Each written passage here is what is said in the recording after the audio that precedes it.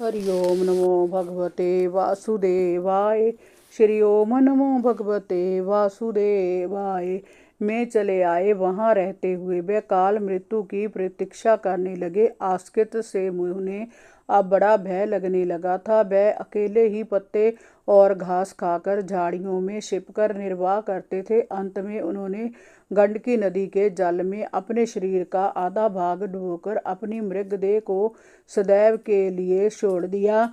9वां अध्याय। श्री भरत जी का ब्राह्मण कुल में जन्म। श्री सुखदेव जी ने कहा, राजन, इस समय उन्होंने अपना मृग शरीर छोड़ा था।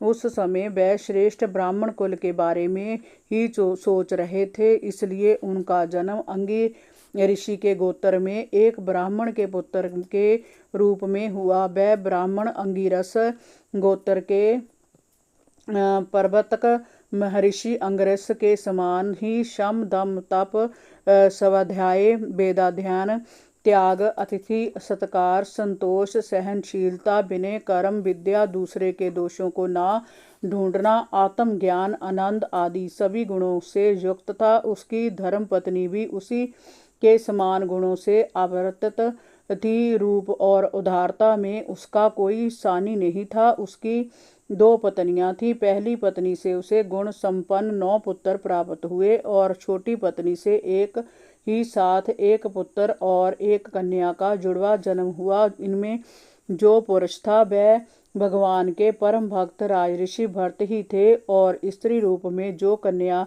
उत्पन्न हुई वह आगे चलकर परम विदुषी सिद्ध हुई। अपने इस जन्म में भरत अपनी पूर्व स्मृतियों के कारण स्वजनों की संगति से अत्यंत भयभीत रहते थे कि कहीं मैं फिर से आस्कित में ना पड़ जाऊं। वह अपना हर समय श्रीहरि के गुण कीर्तन को सुनने में ही व्यतीत करते थे और कर्म बंधनों से मुक्ति पाने के लिए भगवान वासुदेव के श्री चरण कमलों में ही ध्यान लगाए रहते थे। दूसरों की दृष्टि में वह अपने आप को पागल मूर्ख अंधा और बहरा ही बनाए रखते थे, अर्थात श्री हरि कीर्तन के अलावा ना तो वह कुछ सुनना चाहते थे ना देखना। उनके पिता का उनमें परम स्नेह था, इसलिए उनके विवाह से पूर्व उसने उनके सभी सात्विक सत्कारों को कराते हुए उनका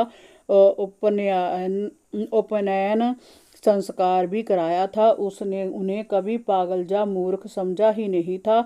एक पिता का कर्तव्य निभाते हुए ब्राह्मण ने उन्हें सभी आवश्यक धार्मिक और सामाजिक कर्मों की शिक्षा दी थी, किंतु भरत जी दिखावे के लिए उसके सामने ही उसके उपदेशों के विरुद्ध आचरण करने लगते थे। ब्राह्मण ने अपने पुत्र को वेदा ध्यान कराने का बहुत प्रयत्न किया, परंतु वह उसमें सफल नहीं हो सका। ऐसा होने पर भी उसका अपने पुत्र में आत्मानुराग बहुत अधिक था, इसलिए उसे शिक्षा देने का कर्म उसने जारी रखा, किंतु अपने पुत्र को शिक्षित देखने का उसका मनोरथ पूर्ण नहीं हो सका और वह सोचते सोचते ही परलोक सिधार गया। उसकी दूसरी पत्नी ने उसने अपने दोनों बच्चों को अपनी सौत को सौंप दिया और स्वयं पति के साथ सती होकर पति लोक चली गई। जड़ भरत के अन्य भाई कर्मकांड को ही सबसे श्रेष्ठ कर्म समझते थे, क्योंकि उनके ब्राह्मण पिता ने उन्हें कर्मकांडों में पूरी तरह प्राणगत कर दिया था। वह ब्रह्म ज्ञान से सर्वथा अनभिज्ञ थे, इसलिए वह जड़ भरत से प्रभाव को ना समझकर उसे निरा मूर्ख ही समझते थे। पिता के परलोक सिधार जाने पर तो उन्होंने उसकी ओर ध्यान देना ही बंद कर दिया। भरत जी को अपने मान अपमान की कोई चिंता नहीं थी। जब कोई उन्हें पागल और मूर्ख समझकर उनसे कैसा व्यवहार करता तो वह भी उससे वैसा ही व्यवहार करते। वह इतने भोले बने रहते थे कि वह सभी काम किसी विरोध के वैराग में ही कर दिया करते थे। जो थोड़ा बहुत अन्न उन्हें खाने को मिल जाता था वह उसी से संतुष्ट हो जाते थे।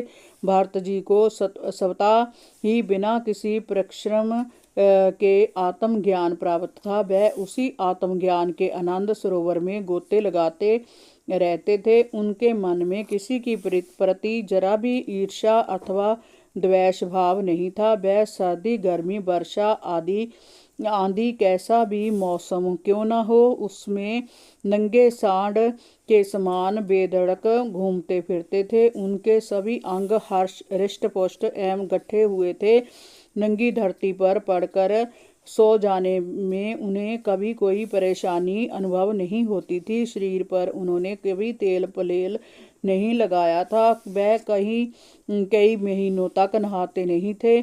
शरीर पर धूल मिट्टी और मैल जमा रहता था, पर उन्हें साफ करने की जैसे उन्हें फुर्सत ही नहीं थी। अपनी कमर में वह एक मैला कुचैला कपड़ा लपेटे रहते। उनका यज्ञोपवीत भी बड़ा मैला हो गया था। लोग उन्हें ब्राह्मण ही नहीं मानते थे। वह उन्हें अधम और नीच ब्राह्मण मानकर उनका अपमान करने में भी नहीं चूकते थे। वह उनकी बात का बुरा ना मानकर अपनी ही मस्ती में घूमा करते थे। उन्हें मजदूरी करके पेट पालते देखकर उनके भाई उन्हें कृषि कर्म में लगा देते। तो हरि ओम नमो भगवते वासुदेवाय। श्री ओम नमो भगवते वासुदेवाय।